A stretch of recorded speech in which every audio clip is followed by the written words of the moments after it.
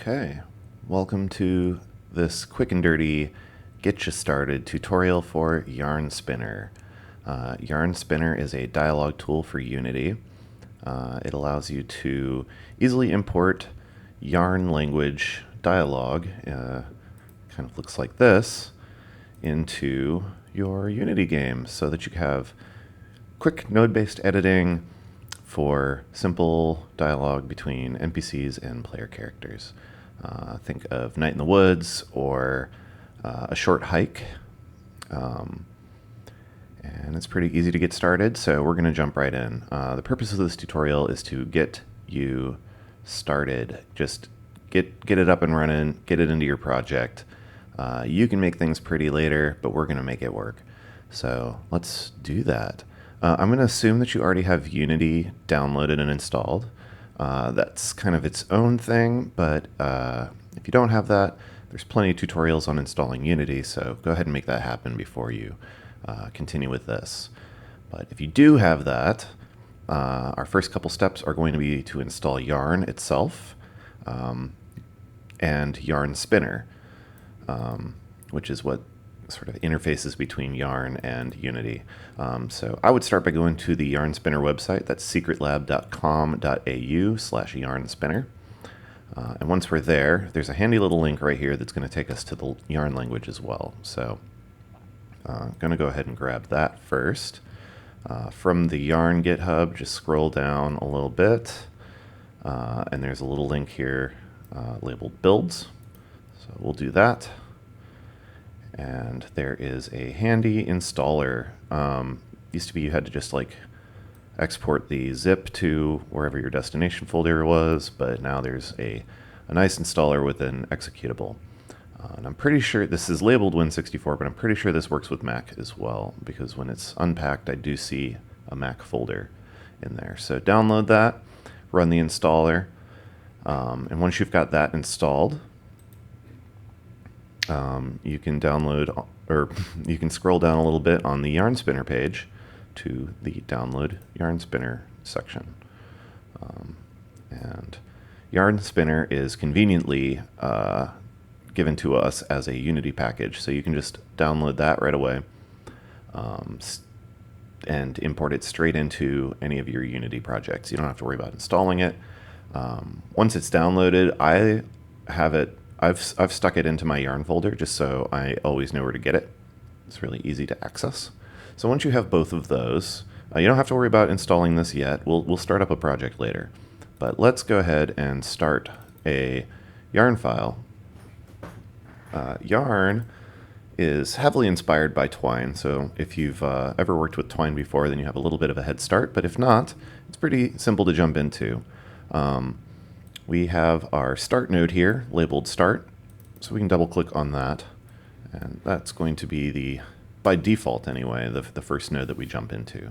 So let's just imagine that we're encountering an NPC and they say something like, hello, how's it going today? And then we want to have a couple choices to respond with. So how are we going to do those? Choices are marked up as follows. You've got a couple of square brackets, and then whatever your choice text wants to be. So let's say it's going swell. And then after your choice text, you put a vertical bar. It's not an L or a capital I. That is a vertical bar. I think there might be a proper name for it, but you know, you can find it. It's the shifted up version of the backslash button on your keyboard. And let's name that swell. So that'll be the name of the node that this choice takes us to. So we'll click away from that. And unlike Twine, it's not going to automatically create a new node for us. So we have to do that by ourselves, but it's easy enough. Just right click, or alternatively, you could press the plus node button. Let's just select this, and we'll name it swell. And then we want to come up with some text that our NPC responds with. Oh, lovely. So glad to hear you're all right. after everything that happened. Environmental storytelling, am I right? And as you can see, since we named this node, the name that we put in our little link here, it automatically forms a link. Now, if we made another node and we named it something that doesn't appear in a link, it's not going to connect to it.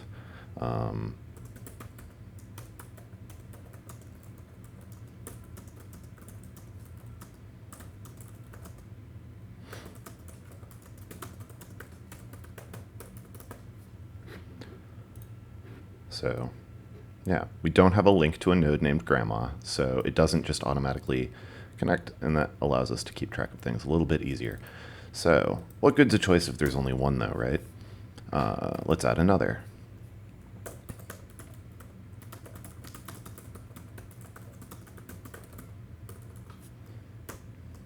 And we'll name this one complicated. We'll create a node for that as well.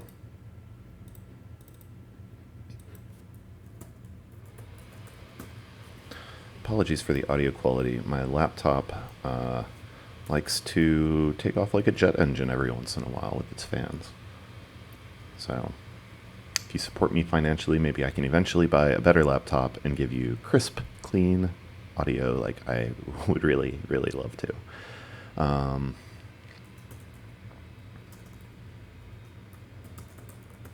So let's come up with a response from our NPC to us saying it's complicated.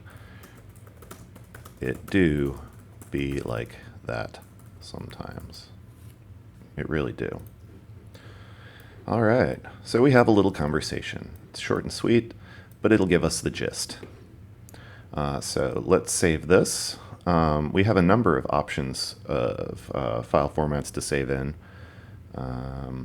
But for Yarn Spinner, we want to save it as a JSON file. So let's just do that. And I think it's most convenient to save it directly into your Unity project, actually, because then when you're going back and editing the Yarn file, it will automatically update it in your project. But we don't have a Unity project yet, so let's just save this as dialog. And I'm just going to plop it on the desktop so I can easily drag it into my project once I start it. Okay.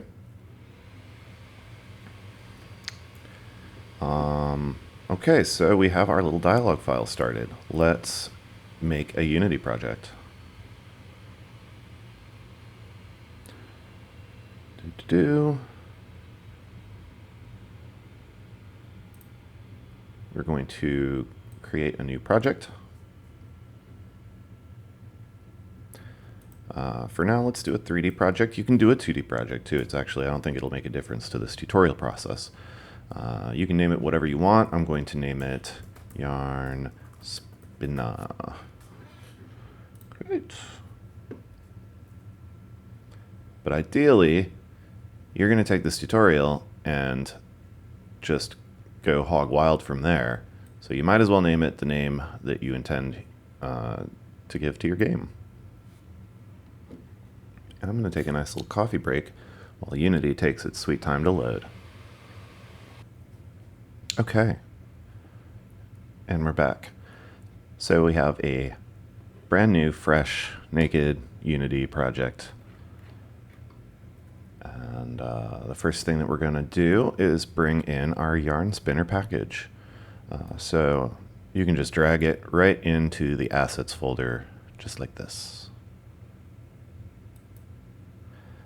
And you'll see there's quite a bit of stuff to import here. You don't strictly need the examples, but we're actually going to do that because there's a couple of scripts in here that are going to make our lives way easier. So just go ahead and import it all. And then you can play with the full examples after we're done with this tutorial. You can poke around in them and see what's going on, get a couple of ideas of more complex behavior. Okay, so we've imported our Yarn Spinner package. There's another way to do that too. You could always right-click in this window and import package, and then navigate to the folder where your package is located. But I find it just as easy to just go ahead and drag. Speaking of dragging, we need to bring that dialog file that we created, our juicy dialog.json. So we've dragged that in here as well. And similarly, you could import new asset and navigate to wherever you put that, which I'm sure is much better organized than just on the desktop, right? The main thing that we need to create is an empty object. We're going to call it dialog runner. And we will add component. And that component will be dialog runner, which is a script that basically handles all of the dialogue needs for Yarn Spinner. It's kind of the umbrella of all of the Yarn Spinner functionality. So we've got a few things that we need to plug into that. The first thing being a source text, which is another way of saying our dialogue. Now you can import multiple dialogue files.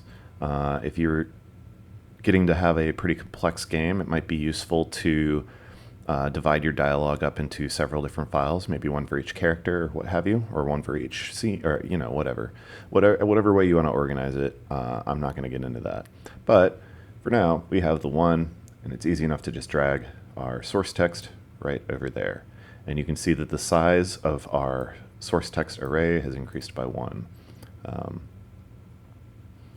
And our main dialog is in element 0. And that, we don't have to worry about doing anything with the array, but if you had multiple dialog files, that's where they'll be kept. The other two essential pieces to this puzzle are our dialog UI. That is, we need somewhere to print the text and some buttons to click, or some other way of interacting with our options. And we need variable storage, which we're not actually going to use any variables in this example. We'll get into that in like a further video. But we still need to create somewhere that those hypothetical variables will be stored, or else it just won't run. So let's just do that to get it out of the way.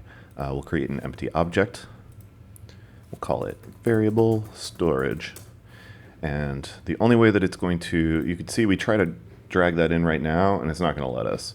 The only way that we can do that is if we add a component with a script that extends the variable storage class. But that's why we imported those examples, because it comes with a handy-dandy example variable storage script that'll let us just plug this right in. So all we have to do is drag our variable storage object over to here, and boom. When we do decide to use variables later on, this script has some nifty functions already added to it, and we can extend those as we need to.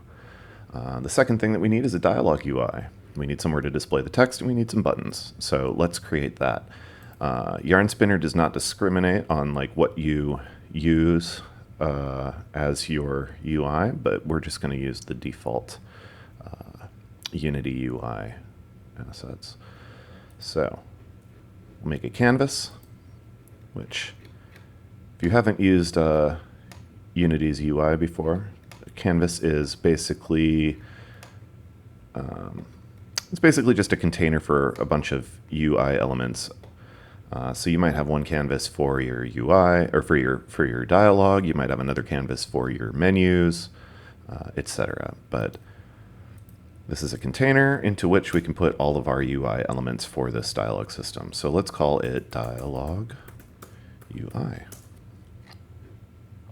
And before we go any further, let's add a dialog UI script.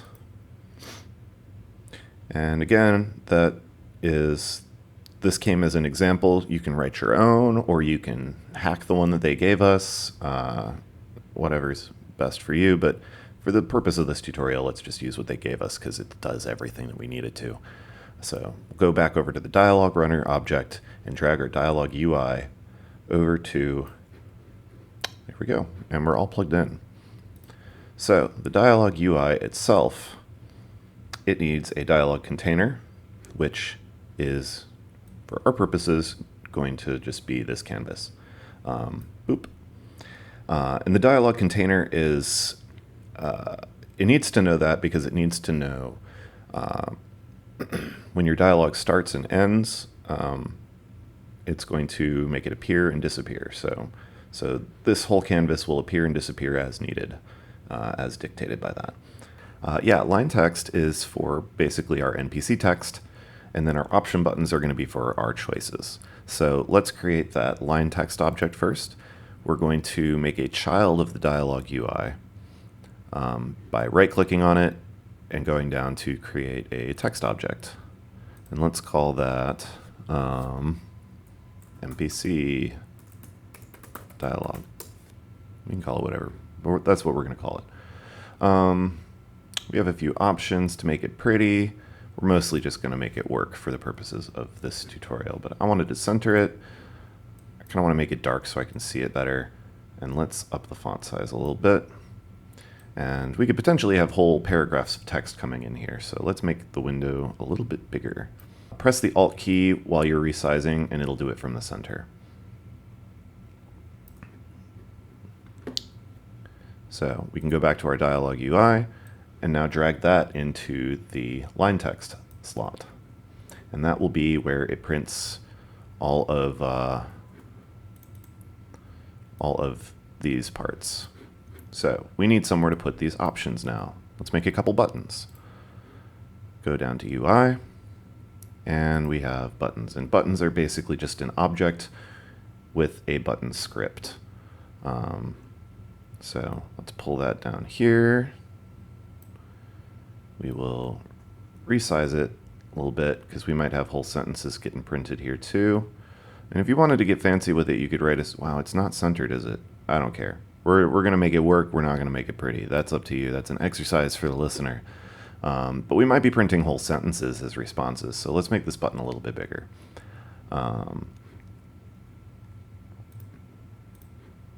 And I'm going to just get rid of the text.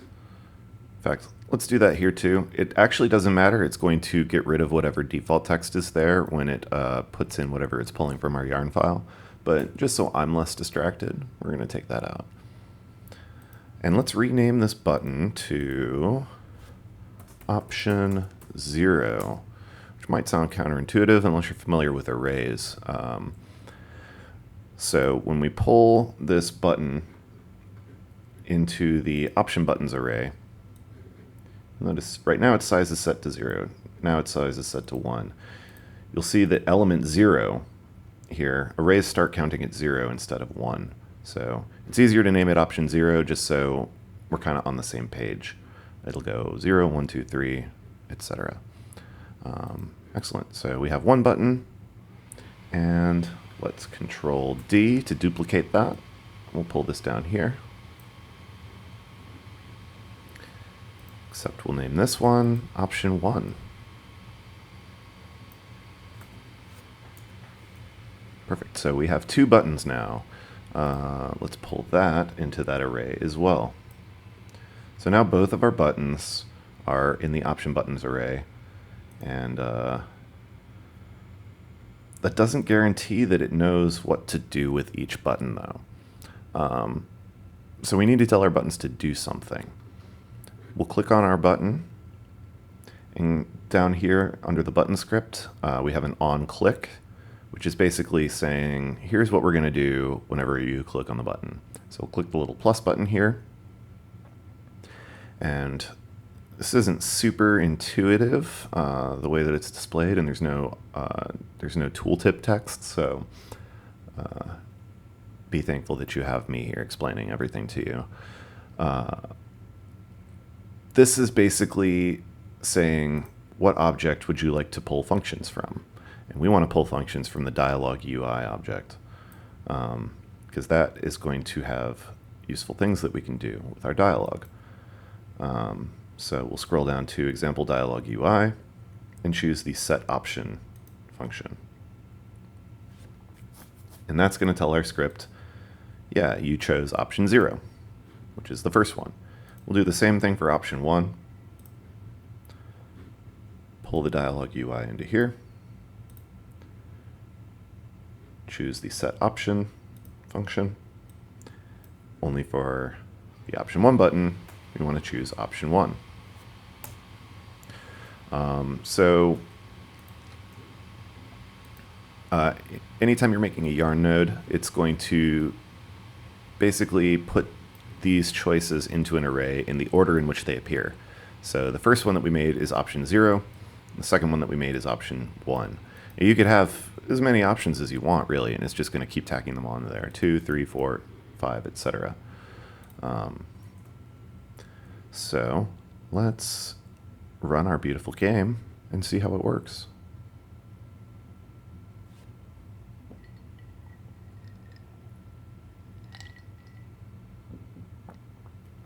Hello, how's it going today? It's going swell. Oh, lovely.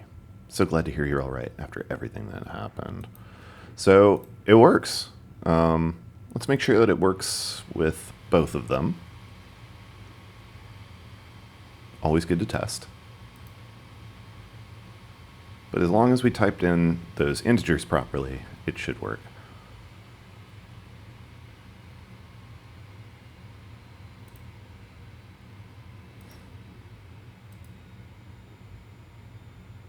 It do be like that sometimes.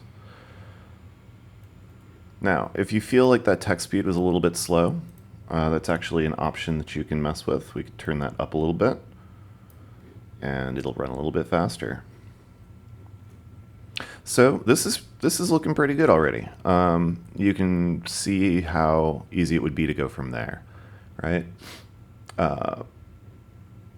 But most of the time you open up a game and it doesn't just launch all of the dialogue at you right from the start, right? Usually that dialogue is triggered by something, usually interacting with an NPC or walking into a new area or picking up an item or what have you. So in the dialogue runner object, we have this option ticked that says start automatically, which is really useful for testing. You know, if I wanted to just jump right in and make sure that my script is working as I planned. But right now we don't want to do that, right? We want to make sure that it'll actually start when we tell it to, when we begin our interaction. And rather than putting in a whole, you know, first-person controller and NPC and whatnot, all that you need is some kind of action to kick that off. So we can kind of abstract that into a button. And once you have it working with a button, you know that you can just apply the same thing to any other kind of interaction.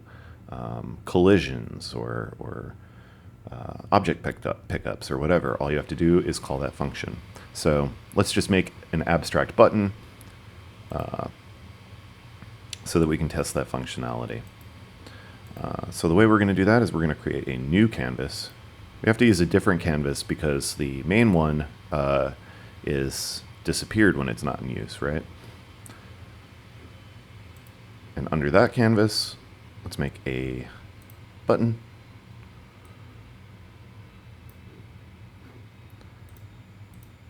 I'm not going to bother naming these ones because they're just basically for testing purposes, so let's call this Test Me. And on this button, we're going to add an on-click event. And instead of pulling in the dialog UI, we're going to pull in the dialog runner object. Because dialog runner object is what's going to allow us to run that dialog. So we can go down to the dialog runner class here and pull any of these functions, but we're particularly going to pull start dialog.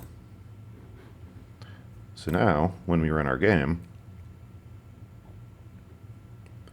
we shouldn't see anything at first, except for this Test Me button, if it ever actually runs.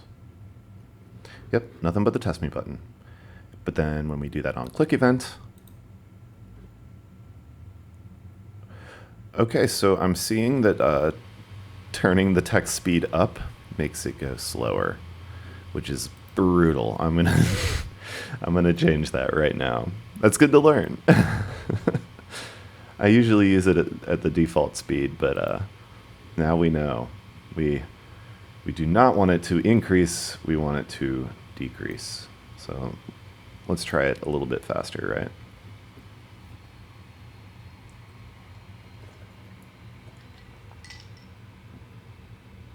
It's like talking to the old man in Minute. So test me. There we go. There's some nice speedy dialogue coming up. It works. The other thing is you don't always want to launch into the same node, right? Maybe you're talking to somebody different, or maybe you are starting your conversation at a different point. So you might want to start the dialogue at a point or at a node other than the one called start. So let's test that out too, right? Let's add another button.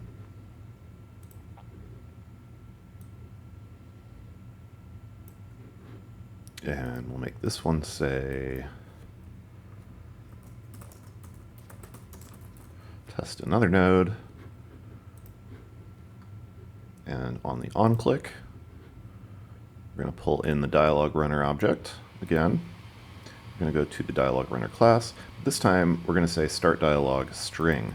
So that takes in a string as an argument, and that string corresponds to the node name that we want to start from. So in this case, let's start from the grandma string, or the grandma node rather.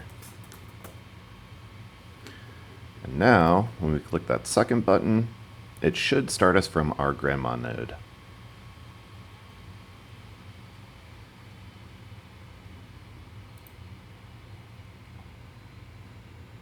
There we go. Grandma's going to tell us all about the days of her youth. I can't wait to hear it. I hope you can't either. I hope you write some good grandma dialogue. And I hope you take this project and run with it. Of course, there's a whole lot more that you can do. We're going to cut this tutorial off here because this was just a quick and dirty get you started. And we certainly have gotten you started. I hope you look at some UI tutorials and make this a lot prettier than it is. And in our next video, we are going to cover some more advanced functionality. So we're going to talk about creating custom functions for our scripts. We're going to talk about more realistic gameplay scenarios, maybe locators so that you can put text boxes above characters' heads. There's all kinds of stuff you can do with this. But now you've gotten started, and hopefully your curiosity's been piqued. I've had a good time making this. I hope you've had a good time. I need to go drink some water. I love you.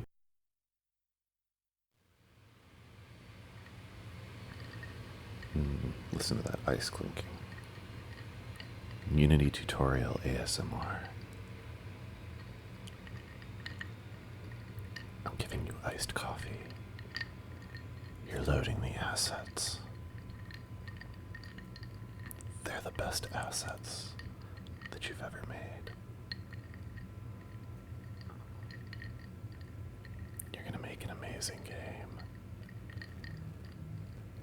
It's going to have rich, lively dialogue, tons of interesting choices. Everyone will love it. Especially me. I'm so glad that I could help you make the most beautiful game that I've ever played.